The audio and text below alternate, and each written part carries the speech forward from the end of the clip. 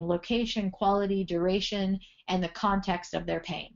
That's for the bullet points. You can move on from there. And that's also what I referred to earlier as relevant history. If you don't need to know let's say the duration, maybe that's not so important in this particular condition, you don't need to ask it. You need to get at least 4 bullet points, and then you're good to go. You can move on. If it's not going to change how you diagnose or what your treatment's going to be, don't waste your time asking it. If you do a lot of homeopathy, I take all of that back. You're going to need every single strange, rare, and peculiar to get to the right remedy. So it all kind of depends on what's relevant for you and your process. Physical exam is pretty straightforward. For a 99213, that's considered an expanded problem-focused exam. It's at least one body system with 6 to 11 bulleted items. 6 is the minimum.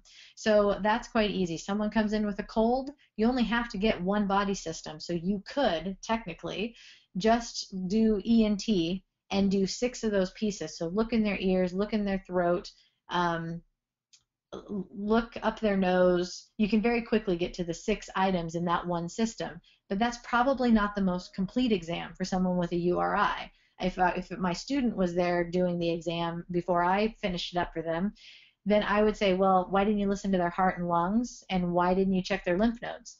So you can see very quickly, if you do what you should be doing as a doc and doing a complete physical exam, you very quickly fall into the 99214. Which means you do at least 2 systems with 12 bullet points, or, I didn't put this in here, 6 systems with 2 bullet points each. So if we're thinking about this, I actually have an example in here soon, but it's if that person with the cold, you do ENT, you get a few bullet points there, you do heart and lungs, so that's another 2 systems with another couple bullet points each. Lymph nodes, that's another couple bullet points. So you can very quickly, in doing your algorithm of good patient care, end up with that 99214. You just have to make sure you do it and that you chart it. You do have to remember, however, that your physical exam has to be relevant. i.e., I've seen people get in trouble because not in trouble, I'm exaggerating, get dinged because for every single patient note they put psych NAD ANO times 3. The psychological piece of an exam is not relevant if they come in for a cold. It's relevant if they have depression or any number of other pieces. They're not going to probably let it slide on every single chart note if it's not really relevant for the assessment that you provide. So don't just count on those easy breezy pieces of physical all the time. Focus on completing a couple of systems and then create your flow to get that exam down to do more systems but cover those necessary items.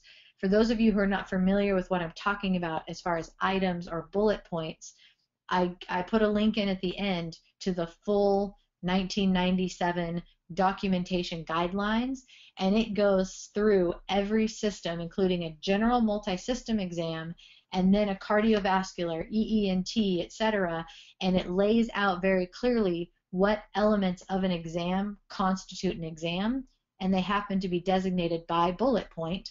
So that's what you're going to want to make sure is in either your paper chart note templates or in your electronic health record template, because you're going to automatically be hitting the points that they consider pertinent.